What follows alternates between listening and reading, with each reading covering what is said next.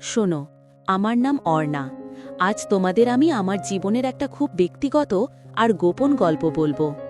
গল্পটা বলতে আমার একটু ভয়ও লাগছে, আবার একটা স্বস্তিও পাচ্ছি। এটা এমন একটা সম্পর্ক যা সমাজের চোখে একেবারে পাপ, কিন্তু আমার জীবনে এর গভীরতাটা শুধু আমিই জানি। গল্পটা শুরু করার আগে তোমাদের কাছে আমার একটা ছোট্ট অনুরোধ। আমাদের এই ধরনের চ্যানেলগুলোতে আমরা তোমাদের জন্য জীবনের অনেক অজানা, না বলা কথা তুলে ধরি। যদি গল্পটা তোমাদের ভালো লাগে, যদি অর্ণার মনের কথাগুলো তোমাদের ছুঁয়ে যায়, তবে অবশ্যই চ্যানেলটি সাবস্ক্রাইব করে দিও এবং একটা লাইক দিয়ে পাশে থেকো। তোমাদের সাপোর্ট ছাড়া এই গোপন কথাগুলো আর 5 জনের কাছে পৌঁছাতে পারবে না। আমার তখন বছর 5 বিয়ে হয়েছে। স্বামী আমার অমিত, খুবই ভালো মানুষ। বাইরে থেকে দেখলে মনে হবে আহা কি সুখের সংসার, কিন্তু আসলে ভেতরে ভেতরে কোথাও যেন একটা বিশাল শূন্যতা তৈরি হয়ে যাচ্ছিল। অমিত ছিল তার কাজ নিয়ে ব্যস্ত। সকাল 8টায় বেরোতো, ফিরত রাত 11টায়। ফিরলেও তার হাতে ল্যাপটপ নয়তো অফিসের ফোন। আমাদের দুজনের মাঝখানে একটা কাঁচের দেয়াল তৈরি হয়ে গিয়েছিল, যেখানে সব দেখা যায় কিন্তু কোনো স্পর্শ পৌঁছায় না।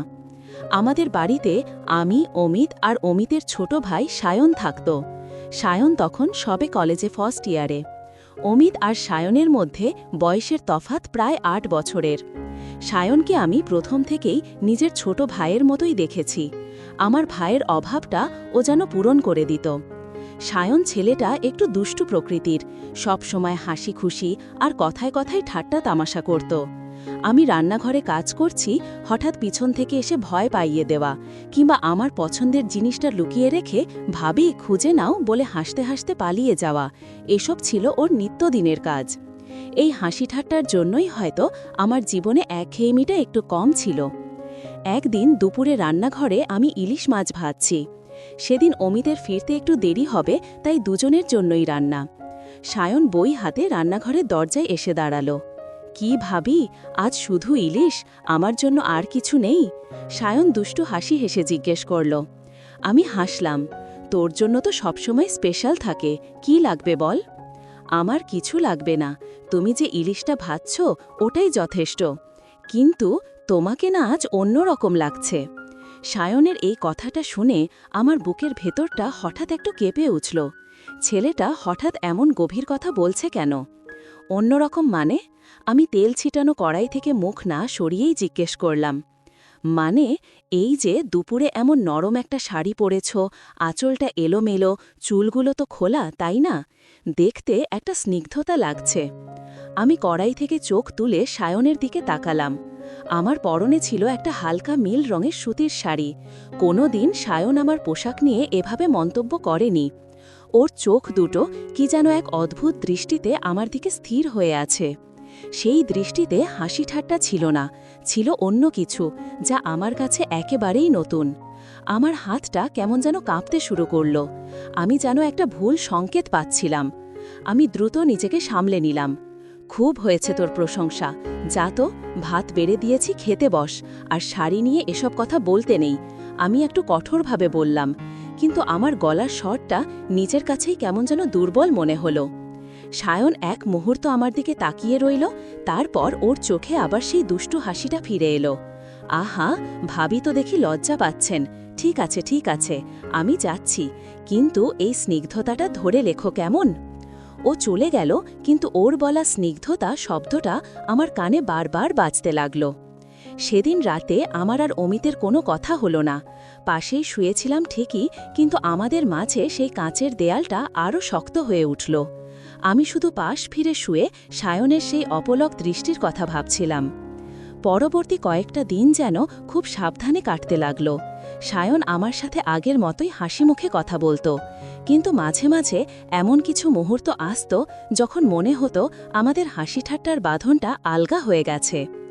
একদিন রাতে কারেন্ট ছিল না, বর্ষার সময়, হঠাৎ ঝোড়ো হাওয়ায় পুরো এলাকা অন্ধকার। আমি মোমবাতি খুঁজতে গেলাম। সায়ন বারান্দায় বসে বই পড়ছিল। মোমবাতি না পেয়ে সেও আমার সাথে এলো। রান্নাঘরের ক্যাবিনেটের একদম ওপরের তাকে মোমবাতি রাখা ছিল। আমি স্টুল টেনে তার ওপর উঠলাম। শাড়ি পরে স্টুলে ওঠায় একটু অসুবিধে হচ্ছিল। মোমবাতিটা হাত দিয়ে প্রায় ছুঁয়ে ফেলেছি, এমন সময় স্টুলটা একটু কেঁপে উঠল। আমি প্রায় পড়েই যাচ্ছিলাম, আর ঠিক সেই মুহূর্তে সায়ন পিছন থেকে এসে আমাকে 2 হাত দিয়ে ধরে ফেলল। অন্ধকার ঘরে মোমবাতির নরম আলোয় আমার শরীরের পিছনের অংশটা ওর বুকের সাথে একেবারে চেপে গেল। সায়নের হাত দুটো শক্তভাবে আমার কোমরের দুপাশ আঁকড়ে ধরেছিল। হঠাৎ করেই যেন আমার পুরো শরীরে বিদ্যুৎ খেলে গেল। আমার নিঃশ্বাস বন্ধ হয়ে এলো। ওর বুকের উষ্ণতা, ওর হাতের চাপ, সব মিলিয়ে আমার ভেতরের অচেনা এক ঢেউ উঠল। আমি বুঝতে পারছিলাম আমাদের দুজনের হৃৎপিণ্ডই দ্রুত লাফাচ্ছে। ভাবি, সাবধানে, সায়ন ফিসফিস করে বলল। ওর নিঃশ্বাস আমার কানের কাছে এসে পড়ছিল। সেই কণ্ঠস্বরটা ছিল একটু ভারী, একটু কাঁপা। আমি দ্রুত স্টুল এঁকে নেমে এলাম, সরে গেলাম ওর শরীর থেকে। তখনও ওর হাত আমার কোমরে লেগেছিল। আমি ঠিক আছি, আমার গলা দিয়ে কোনো মতে শব্দ বেরোল। সায়ন তখনও আমাকে ছাড়েনি। অন্ধকারের সুযোগ নিয়ে ও খুব আলতো করে আমার কোমরের শাড়িটার অপর দিয়ে একটা আঙ্গুল চালিয়ে দিল। মুহূর্তের সেই স্পর্শে আমার মাথা ঘুরে গেল।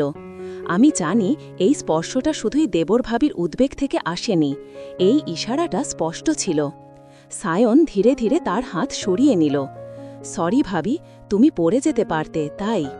ওর কথা শেষ হওয়ার আগেই আমি মোমবাতিটা নিয়ে প্রায় দৌড়ে ঘর থেকে বেরিয়ে এলাম। নিজের ঘরে এসে দরজা বন্ধ করে দিলাম। আমার হাত পা কাঁপছিল। আয়নায় নিজেকে দেখলাম। আমার মুখটা একেবারে লাল হয়ে আছে, কপালের ঘামে চুলগুলো লেপটে গেছে। আমি সেদিন অনুভব করলাম অমিতের কাছে যা চাইনি বা পাইনি, সায়নের একটা সামান্য স্পর্শে আমার শরীর যেন তার চেয়েও বেশি কিছুর জন্য প্রস্তুত হয়ে উঠছিল।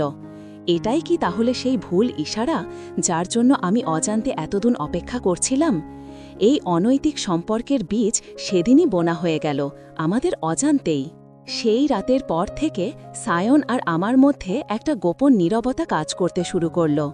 আমরা দুজনেই জানি কি হয়েছে, আর আমরা দুজনেই সেই মুহূর্তটা মনের গভীরে ধরে রেখেছি। একদিন রান্না সেরে আমি বারান্দায় বসে ফোন দেখছিলাম। সায়ন এসে পাশে বসল। দুজনের মধ্যে তখন কেউ কোনো কথা বলছিল না। নীরবতাটা এত গভীর ছিল যে তা যেন একটা কথার চেয়েও বেশি কিছু প্রকাশ করছিল। ভাবি, সায়ন নীরবতা ভেঙে বলল, তুমি কি আমার ওপর রেগে আছো? আমি ওর দিকে তাকালাম। রাগবো কেন? ওই দিনের ঘটনার জন্য, স্টুল থেকে পড়ে যাওয়ার সময়। আমি দীর্ঘ শ্বাস নিলাম। না, রাগিনী, তুই ঠিক কাজই করেছিলি। সায়ন তখন আমার দিকে আরও একটু ঝুঁকে এলো। ওর চোখ দুটো যেন আমার ভেতরের কথা জানতে চাইছিল। মনে হচ্ছিল তুমি হয়তো সেই স্পর্শটা থেকে রেগে গেছ। আমি জানতাম ও কিসের কথা বলছে, কোমরের শাড়ির ওপর দিয়ে দেওয়া সেই আলতো স্পর্শের কথা। এই প্রথম আমরা খোলাখুলি সেই অদৃশ্য ইশারা নিয়ে কথা বলতে যাচ্ছিলাম। আমি খুব আস্তে করে বললাম, সায়ন, তোর দাদা তোকে খুব ভালোবাসে, আর আমি তো তোর ভাবি। আমাদের সম্পর্কের একটা সীমারেখা আছে। সায়ন হঠাৎ আমার হাতটা ধরে ফেলল। জানি ভাবি, আমি ভুলছি না, কিন্তু তুমি কি জানো, তুমি যখন হাসো বা যখন এভাবে নরম শাড়ি পরে এলোমেলো চুলে হাঁটো, তখন কেন জানো আমার আর দেবর ভাবির সেই সম্পর্কটা মনে থাকে না? ওর হাতে তখন আমার হাতের ওপর একটা হালকা চাপ পড়ল। আমার বুকটা ধুকপুক করে উঠল। আমার স্বামী, আমার পাশে শুয়ে থাকা মানুষটা কখনো এমন আবেগ দিয়ে আমার দিকে তাকায়নি বা এমনভাবে আমার হাত ধরেনি। আমি হাতটা ছাড়িয়ে নিতে পারতাম, কিন্তু সেদিন কেন যেন তাড়লাম না। আমার ভেতরের একটা অংশ চাইছিল এই নিষিদ্ধ টানটা আরও কিছুক্ষণ চলুক। সায়ন, ছাড়, আমি বললাম ঠিকই, কিন্তু আমার কণ্ঠে জোর ছিল না। সায়ন তখন আমার হাতের তালুটা ধরে খুব আলতো করে তার ঠোঁট ছুঁইয়ে দিল। চোখের ইশারায় বলল, এটা শুধু একটা মুহূর্ত ভাবি, এটা আমাদের দুজনের গোপন মুহূর্ত। এই মুহূর্তটা তোমারও ভালো লেগেছে, তাই না? আমার সারা শরীরে শিহরণ জাগল। সত্যি বলতে আমার ভালো লাগছিল। এই অন্যায় ভালো লাগাটা আমাকে যেন ধীরে ধীরে গ্রাস করছিল। আমি মাথা নেড়ে সম্মতি দিলাম। কোনো কথা বলিনি, কিন্তু আমার নীরবতা আর মাথা নাড়া এই দুটোই সায়নের জন্য যথেষ্ট ছিল। সেদিন থেকে আমাদের সম্পর্কটা হাসি ঠাট্টার গণ্ডি পেরিয়ে এক অজানা আবেগের গভীর খাদে নামতে শুরু করল।